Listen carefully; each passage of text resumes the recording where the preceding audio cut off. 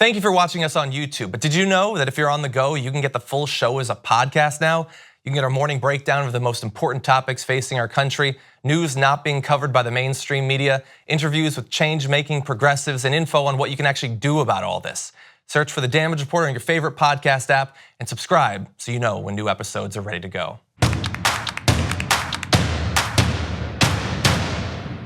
So Beto O'Rourke is down just a couple of points in a number of different polls that have come out in his race against Ted Cruz, coming up in less than 2 months now. And as further evidence that things are close, one of the tests there always will be is, will there be debates? And we now know there will be 3 debates between Beto O'Rourke and Ted Cruz 3 times before November. So we can expect that it won't be too long before those start. They'll be broken down into different sorts of policy for each debate. But this certainly is an admission that Ted Cruz is at least a little bit worried. We also know that he's very confident about his abilities as a debater.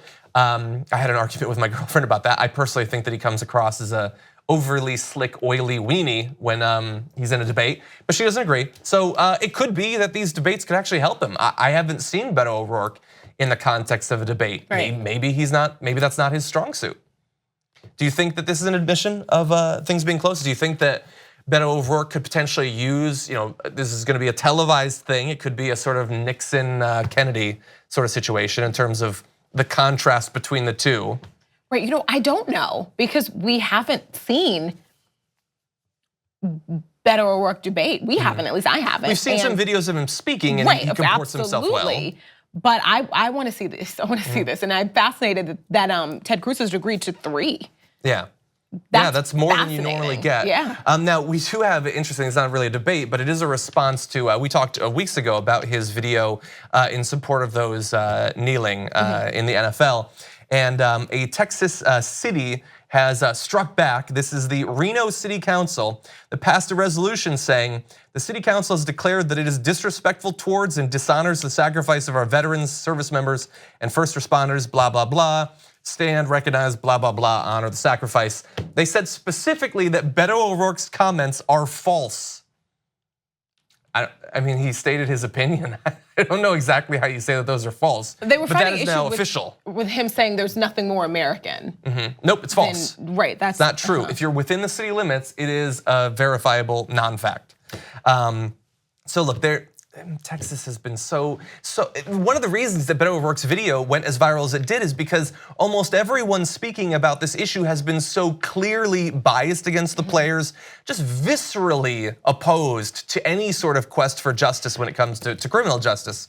Yeah, and this is a part of that. When the mayor of the city, this town, Eric Hunter, was asked about the negative reaction that got into this move, I think that it was fascinating that he said that's probably from people who have missed the point of what we are saying. And I think just that sentence, one could say that their reaction to people kneeling is them missing the point to what the players are trying to say.